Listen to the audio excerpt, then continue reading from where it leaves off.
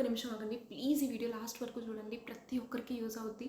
మీరు ఇప్పుడు కానీ లేదు అంటే రేపు ఎల్లుండి ఈ కొన్ని రోజుల్లో గోల్డ్ ఏమైనా కొనాలి అనుకుంటే ప్లీజ్ అనుకోకండి, వెళ్ళి కొనండి. ఎందుకు అంటే గోల్డ్ రేట్ అనేది డే బై డే చాలా పెరిగిపోతుంది. ఈరోజు ఇక్కడ ఉంటే రేపు ఇక్కడ ఉంటుంది, ఎల్లుండి అక్కడెక్కడో ఉంటుంది. సో ఎవరికి అందదన్నమాట, తర్వాత కొనాలి అనుకున్న అవ్వదు.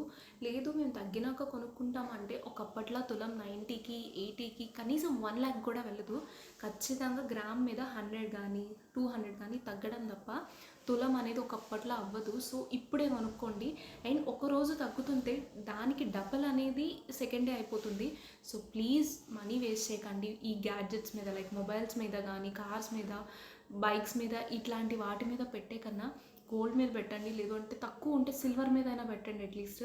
లేదు అంటే ప్రాపర్టీ ఏదైనా కొనుక్కోండి, ల్యాండ్ కానీ ఏదైనా.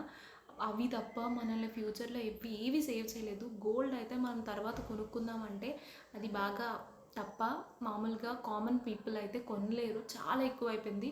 మీరు ఒక ముక్కు పుడక కొనాలంటే 10,000 దగ్గర 4,000 5,000 దగ్గర ఉంది. సో నేను రీసెంట్గా పర్చేస్ చేశాను.